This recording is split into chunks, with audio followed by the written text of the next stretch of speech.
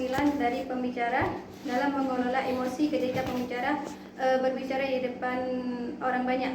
Dari hasil penelitian yang dilakukan peneliti menyangkut patos di atas bahwasanya guru yang menampingi kegiatan muhazarah selalu menekankan pada santri bahwasanya sebagai seorang pembawa pidato kita harus mempertimbangkan keseimbangan dan kesempurnaan emosi budaya berbicara kita saat berpidato di depan. Pilihlah topik pembicaraan yang mampu membawa suasana pendengar ke dalam topik yang kita bicarakan agar pendengar merespon baik apa yang kita sampaikan. Selanjutnya, etos merupakan sumber kepercayaan komunikator atau kesadaran orator yang tampil sebagai pribadi yang tepat dipercaya oleh pendengar. Yang menjadi sumber utama dalam hal ini adalah kredibilitas atau dengan kata lain keahlian yang dimiliki oleh seorang pembicara. Dari wawancara yang dilakukan peneliti menyangkut etos di atas bahwasanya guru yang mendampingi kegiatan muhazarah selalu menyampaikan kepada santri-santri bahwasanya sebagai seorang pembicara yang baik harus membawa topik pembicaraan yang dapat dipercaya oleh audiensnya sehingga dapat menarik perhatian yang mendengar. Jika pembicara sudah mampu menarik audiensnya untuk mendengar apa yang kita sampaikan, maka sudah dianggap sebagai pembicara yang mampu dipercaya apa yang dikatakan melalui pidato tersebut.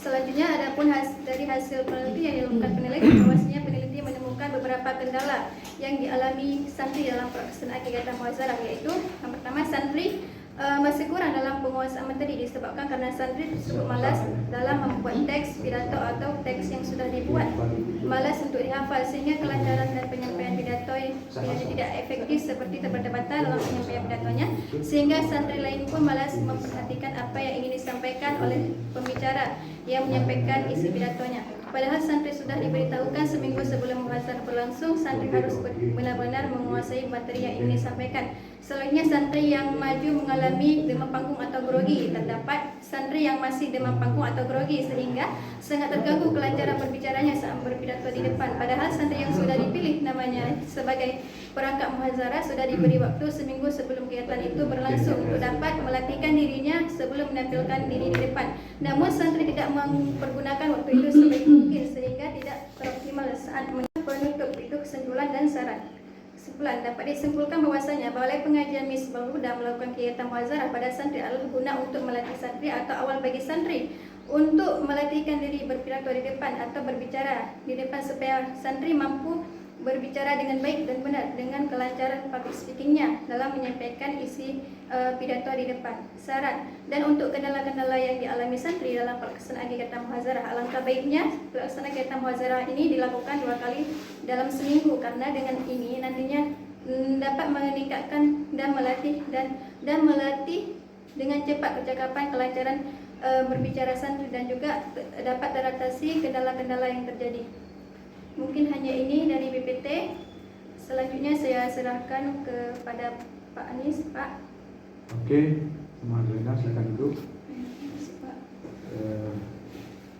Presentasinya selesai. Sekarang masuk tahapan penyerahan oleh kedua penyerah. Di sini sudah hadir Dr. Renol dengan Pak Muhammad Ali dan kandidat keluar juga. Siapa duluan nih? Pak Ali juga tidak mengajukan pertanyaan, hanya memberikan masukan-masukan saja. Baik, yang pertama sekali berkaitan dengan judul Pak, muhazarah sebagai media latihan dalam meningkatkan public speaking. Public speaking ini kan yang diinggriskan ya kan, public. Jadi kalau muka yang K itu semuanya diganti ke C kembali karena public speaking. Kalau public tulisan K itu udah masuk ke bahasa Indonesia ini, nggak cocok kita gunakan dengan padanan katanya bukan speaking, mungkin berbicara gitu, berbicara depan umum. Jadi diganti saja kecil ya, bukan public tapi public pakai C. Kemudian di rumusan yang kedua, rumusan masalah, pertanyaannya ini kan berkaitan dengan public speaking ya Kak. Berarti bagaimana kendala-kendala dalam pelaksanaan kegiatan muhazarah di Balai Pengajian Misbahul Huda dalam meningkatkan public speaking. Kemudian yang mau dilakukan itu berkaitan dengan meningkatkan public speaking. Nah, jadi kendala-kendalanya itu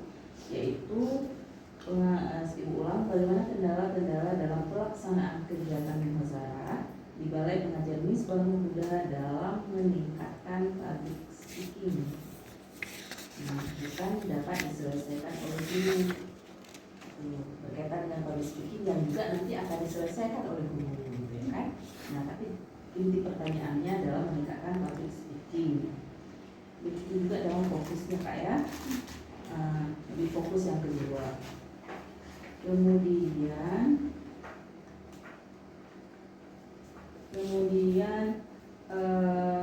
di kerangka berpikir kan Kak, ini kenapa terpotong muhazarah, kemudian dilakukan oleh santri melalui public speaking. Di situ ada pilihannya logos, pathos, ethos, kemudian ke dalam muhazarah, kemudian guru. Ini kok sepertinya masing-masing gitu kalau dilihat. Masing-masing guru tersendiri, santri tersendiri, kemudian public speaking tidak ada kaitannya dengan logos, pathos, dan ethos, karena di penjelasan kakak sendiri kan kakak jelasin kendala dalam logos, pathos, dan ethos itu gitu. Nanti tolong dikonstruksi kembali ya kerangka berpikirnya ya. Kemudian informan kakak siapa saja? Informan ada 7, yaitu yang pertama pimpinan, Pimpinan apa Kak maksudnya? pimpinan balai, Ibu Mursyidi Ahmad, Ustazah Munawarah, Ustazah Nurmala, santri Niswatul Husna, Muhammad Adani, Binadila, Yazahara, itu ada di buku. Oke. Ini Ustazah Munawarah ini memang ustazah yang memegang Ya, apa namanya pelajaran muhazarah ya? yang mendampingi, yang selalu mendampingi Mendampingi gimana? Mendampingi di setiap kegiatan muhazarah.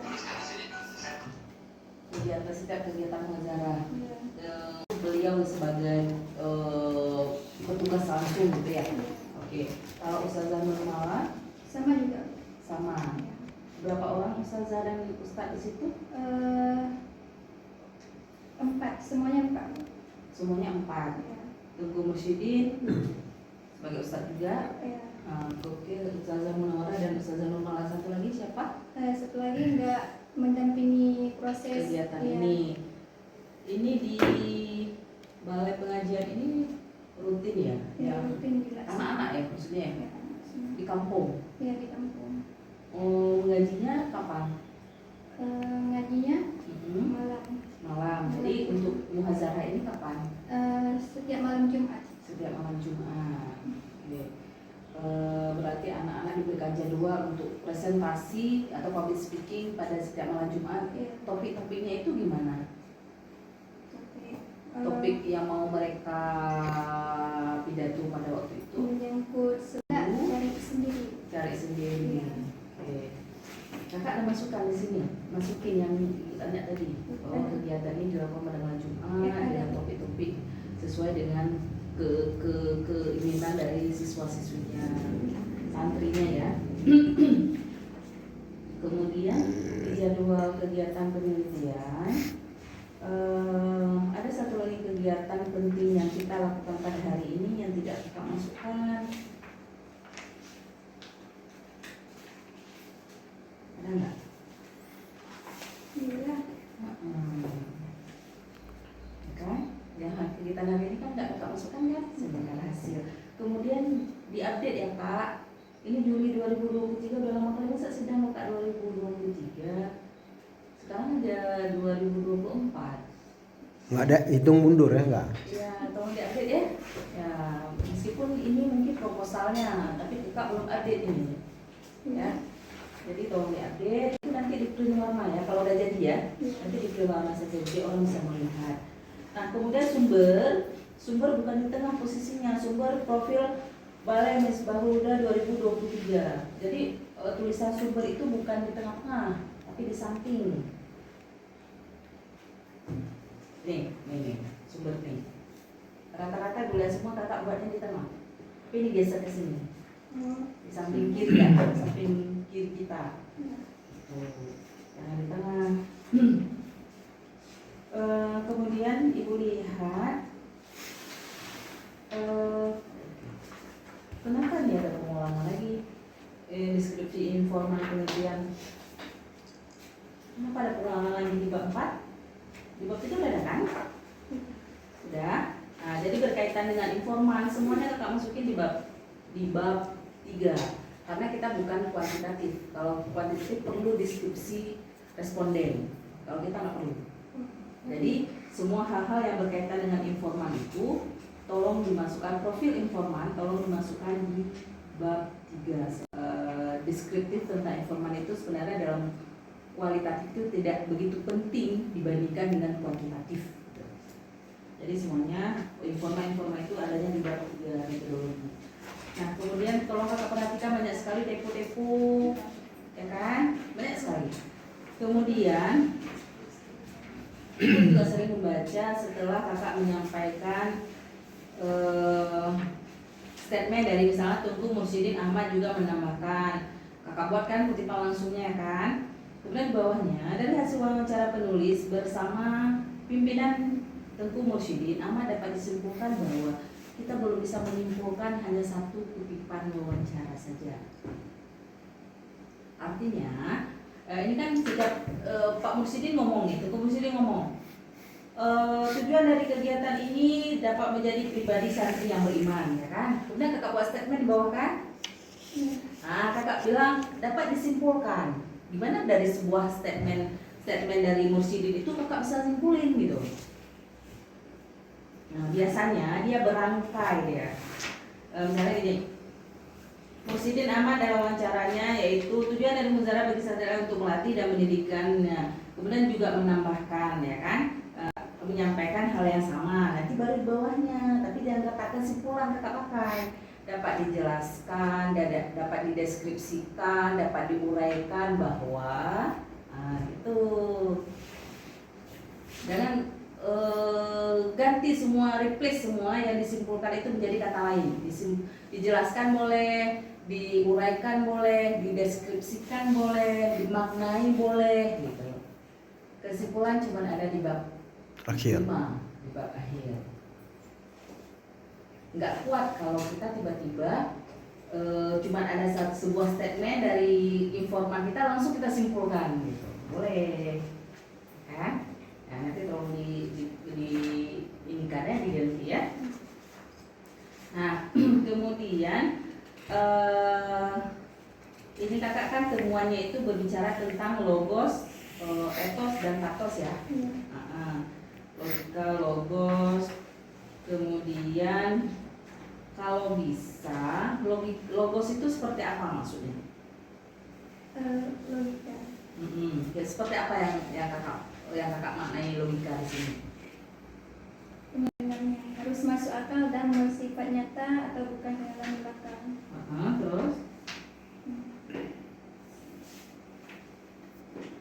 Terus apa yang dilakukan di sini? Apa yang dilakukan oleh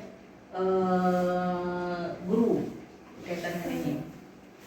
Di sini Dewan Guru selalu mengingatkan dan menyampaikan kepada santri yang sudah ditunjuk untuk tampil seminggu sebelum acara berlangsung, bahwasanya santri harus betul-betul mencari tema yang sesuai dengan sumbernya atau bukan tema yang dikarang-karang, tidak ada sumbernya, agar nantinya apa yang disampaikan di depan pendengar dapat kiranya bisa diambil manfaat oleh si pendengar, karena yang disampaikan memang dari sumber yang pasti dan juga masuk akal.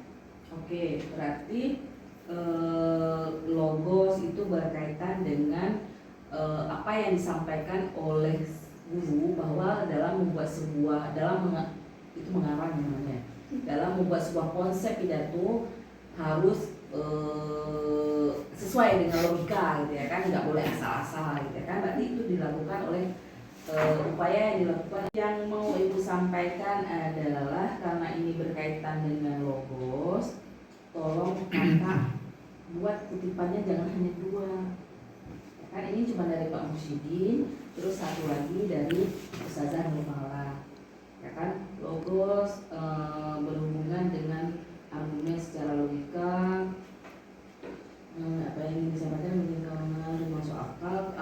Bagaimana dengan argumennya kakak jelasin. Kemudian bagaimana ketika berbicara kepada pendengar harus masuk akal, bersifatnya kan bukan khayalan di lapangan. Soalnya ini kakak kumpulin semua ya. Kalau bisa kutipannya ditambah kan, kutipannya ditambah atau wawancaranya ditambah berkaitan dengan logos ini. Nah, misalnya Ustazah Nomala, oke, cuma 3 ya. Dari Ibu satu lagi siapa, Ustazah apa? Di sini yang di Logos dua saja. Iya kan. Ustazah satu lagi. Sama jawabannya Bu. Makanya Teliti ini loh, logos, etos, dan patos itu, ya kan? Berbicara tentang public speaking. Masa logosnya cuma 2 kutipan kita bisa menemukan sebuah hasil penelitian? Nah, kemudian begitu juga dengan patos dan etos itu sendiri. jadi kok jawabannya sama-sama kita harus tulis juga kan? Tulis juga, tapi semuanya pertanyaannya berkaitan dengan logos ini. Nah, ada berapa pertanyaan tentang logos di penelitian kakak? Enggak ada ya daftar pertanyaannya? Ada di belakang. Dari belakang. Ini deskripsi 78. 78. Apa itu muazarah dalam? Kok tanya apa itu muazarah?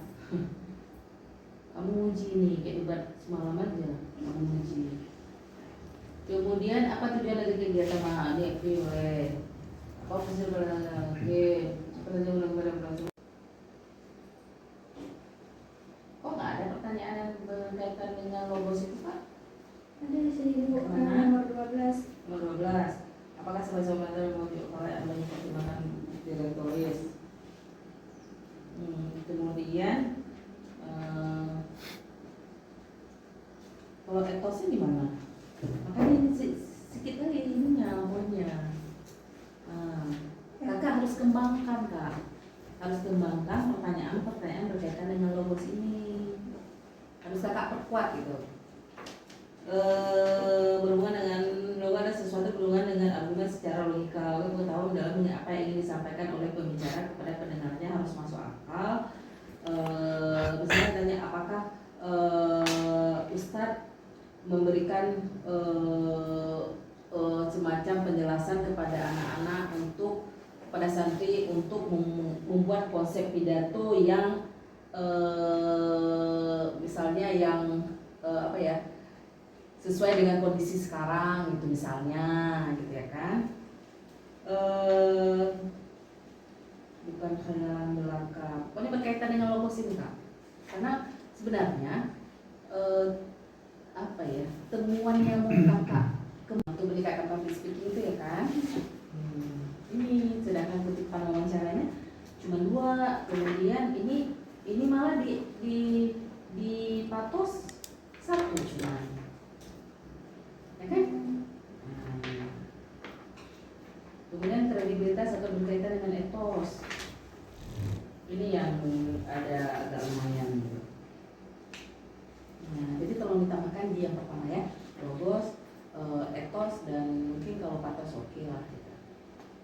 Mungkin pertanyaan-pertanyaan kemarin yang sempat kakak nggak masukin di sini di hasil penelitian kakak masukin lagi. Kemudian berkaitan dengan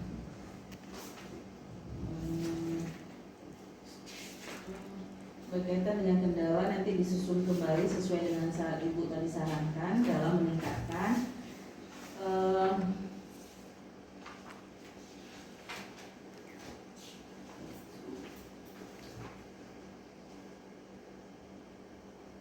kalau bisa kendala itu berkaitan juga dengan logos ini Kak. Misalnya anak-anak jawab berkaitan dengan logos, iya memang guru menyarankan kami untuk membuat konsep pidato ya kan. Nah kemudian kami siswanya jawab atau santrinya jawab, iya itu diberikan, menguatkan. Ya, tetapi kendalanya di kami sangat sulit misalnya mencari referensi berkaitan dengan topik itu misalnya. Itu kan masuk dalam kendala-kendala. Dan kendala itu kalau bisa disesuaikan dengan logos, patos, dan etos juga gitu. Karena kan public speaking ya, mau kakak lihat sebenarnya public speaking kan. Temuan kakak di ini apanya? Di kendalanya di mana? Masih kurang dalam penguasaan materi. Nah itu masuk mana kalau penguasaan materi? Kendala Ya, kendalanya kendala apa? Kalau kakak bisa analisa itu, logos, patos, etos itu masuk mana? Atau kredibilitas itu masuk mana? Ininya masih kurang dalam penguasaan materi, itu masuk mana yang tiga itu?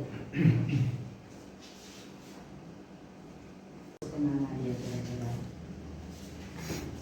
Kredibilitas apa?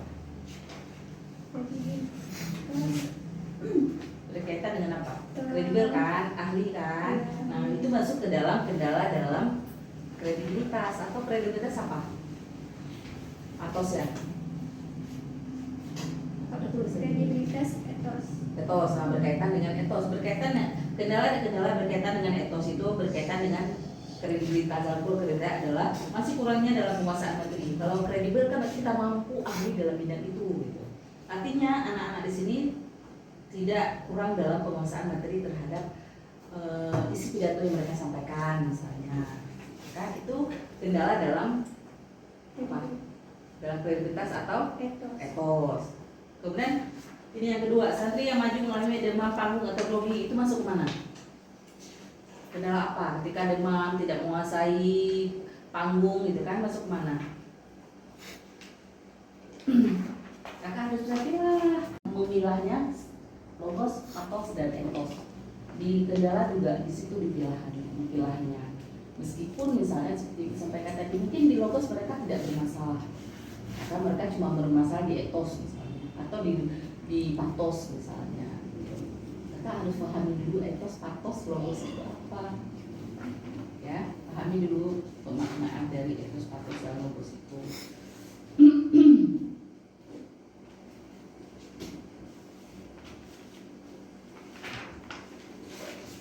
Oke.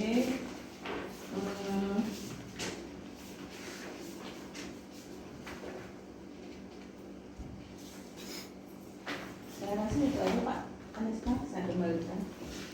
Oke, Bu Eno juga akan memberikan masukan kepada Madalena untuk kesempurnaan fungsi Madalena depan. Kita anggap selesai dari penengah. Dari audiens ada yang disampaikan, silakan. Apa yang pas? Nggak ada dari audiens. Audiens tidak ada nggak pas. Berarti sesi tanya jawab masukan dari penjamaah dan audiens telah selesai. Kemudian sekarang masuk pada Sesi yang 3. terakhir, penilaian dari kedua penjamaah dan juga Bapak apakah skripsi ini diterima atau ada perbedaan besar atau lain. Kita tunggu saja ya. Perlu keluar nggak ya? Perlu keluar. Nggak usah langsung aja ya, Pak ya. Ya, langsung aja.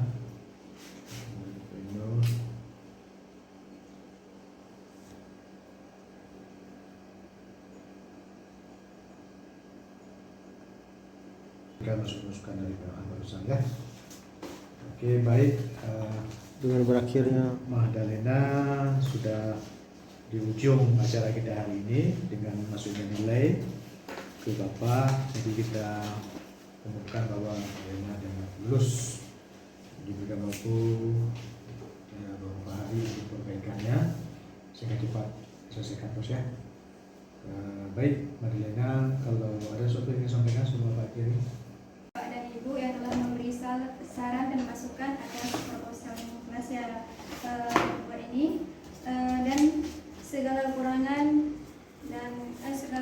dari proposal ini saya mohon maaf, dan terima kasih juga kepada kawan-kawan yang berhadir di acara sesi. Mungkin hanya ini yang dapat saya sampaikan. Lebih dan kurang saya mohon maaf. Wabillahi taufiq wal hidayah. Wassalamualaikum warahmatullahi wabarakatuh. Wassalamualaikum. Oke, sudah berakhir ya Madalena. Bapak tutup juga. Assalamualaikum warahmatullahi wabarakatuh. Waalaikumsalam. Perlu foto Madalena?